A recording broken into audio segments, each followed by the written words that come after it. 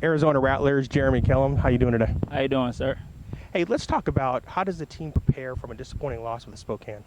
I think we just got to come in and get back mentally focused. Anytime you lose a game, especially I think we're like on an 8-game winning streak, losing a game just gets you to take a look in the mirror, re-examine yourself, look at yourself as a man, as a player, and just kind of just go over your game and go over some of the things that you got to get better at as an individual player, as a teammate, and just try to come out here and practice the Rattler way, try to have better practice habits, running to the ball defensively. So we're just trying to just go back to the basics and just work hard.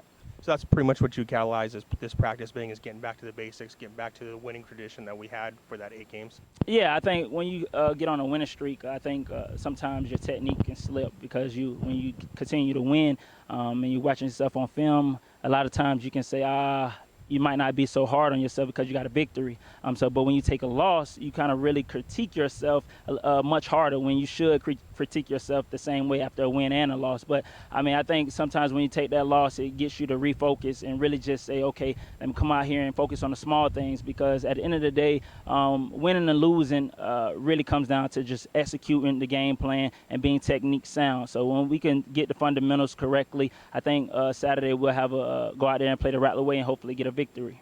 Let's talk about your personal defensive play. You're the captain of this team. You're a defensive star on this team. Do you think your play carries over to the other players on the team?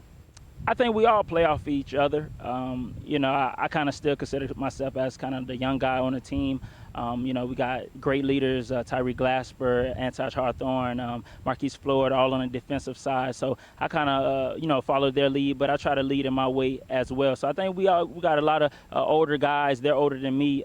They have been here longer. So, I'm still learning the ropes from them. But, I also play my role, just happen to be called the signals on defense. So I try to lead as well. But I think we all play off each other. When we see the D-line getting sacks and getting pressure, that makes us want to play better in the back end. And vice versa. I think when the D-line sees us playing well and covering, that excites them and gets them motivated to go out there and get pressure on the quarterback. So I think we feed off each other. Now, when the opponent's driving and the ball's in the air going to the receiver, do you anticipate, hey, that's my ball, I'm going to go get that ball?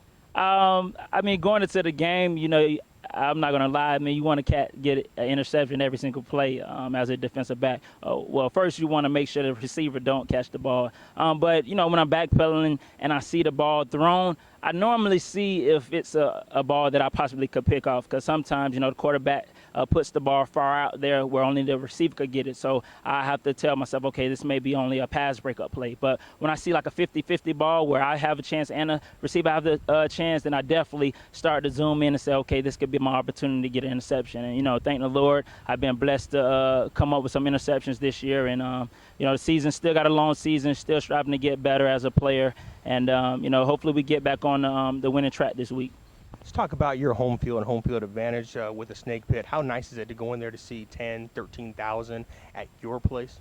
To be honest, I really, until this past home game, I really didn't notice how crowded the stadium is. I was just sitting on the sideline, and it was me and R. Keith and Marcus. We was just on the sideline, and it was like, man, look up. And I looked, and I seen like all the people up in the upper level, and I was like, wow. You really try not to focus on the crowd. You try to just lock in on the game. You can tell the fans that are in the lower bowl that you can shake hands with, but man, we have a great home field advantage. Our crowd gets into it. They love the Arizona Rattlers, and they are a big part in why we have such a successful and a high winning rate the last couple of years at home.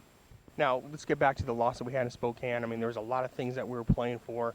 Still not out of the possibility of having the best record, so we still have unfinished business going ahead, but we have to start with the KISS. Yeah, this past weekend against Spokane, that was a tough loss, but we just got to put it behind us. We just got to learn and get better. I think we had a pretty good practice today. We were high energy, high tempo. So I feel like as a team, we put the loss behind us. Like you said, we still got an opportunity to host home field advantage throughout the playoffs. We definitely have to win out. But before we can focus on other games, we got to focus on LA. And so that's where our mindset is, just taking one game at a time. working to get better all the way leading up to the playoffs, because once the playoffs come, it's win or go home. And so we just taking one game at a time and focusing on LA this week. Great. Good luck to you Sunday. All right, thank you.